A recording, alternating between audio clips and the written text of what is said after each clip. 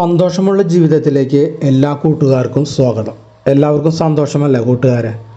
അപ്പോൾ സന്തോഷത്തിൻ്റെ മറ്റൊരു വീഡിയോ നമുക്ക് കാണാം. അതായത് നമ്മളെല്ലാവരും കുളിക്കാനായിട്ട് പലരും പല വിധത്തിലുള്ള സമയമാണ് എടുക്കുക. ചിലർ പെട്ടെന്ന് കുളി കഴിഞ്ഞ് വരും, ഒരു കാക്കാക്കുളി എന്നൊക്കെ നമ്മൾ പറയും.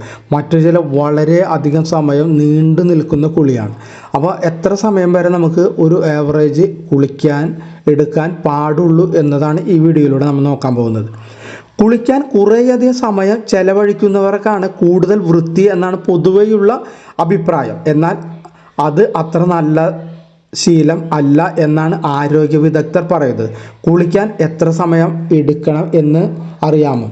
അതായത് 1 മണിക്കൂർ വരെ കുളിക്കാൻ സമയം എടുക്കുന്നവരോട് ഇനി ആരോഗ്യ വിദഗ്ധർക്ക് പറയാനുള്ളത് കുളിക്കാൻ 15 മിനിറ്റ് കൂടുതൽ സമയം എടുക്കരുത് എന്നാണ്.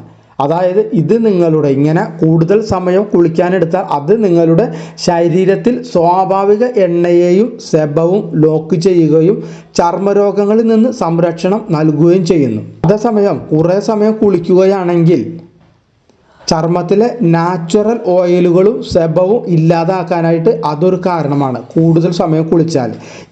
ഈ കൂടുതൽ സമയം കുളിക്കുന്നത് പലതരത്തിലുള്ള ചർമ്മരോഗങ്ങൾക്ക് വഴിവെക്കും, പ്രത്യേകിച്ച് എക്സിമയ്ക്ക്. എന്താണ് എക്സിമ എന്ന് നോക്കാം.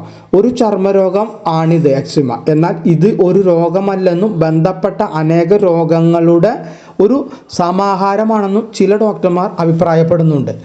മുഖം, കഴുത്ത്, കൈമുട്ടുകൾ, കാൽമുട്ടുകൾ എന്നിവയുടെ അടിഭാഗങ്ങൾ മുതലായ സ്ഥലങ്ങളിലാണ് ഇത് ആരംഭിക്കുന്നത്. 25 വയസ്സുവരെ കൂടുതൽ സാധാരണയായി ഇത് കണ്ടുവരുന്നു. ചൊറിച്ചിൽ, ചുവപ്പ്, ചുട്ടുനീറ്റൽ എന്നിവ സാമാന്യ ലക്ഷണങ്ങളാണ് ഇതിൻ്റെ.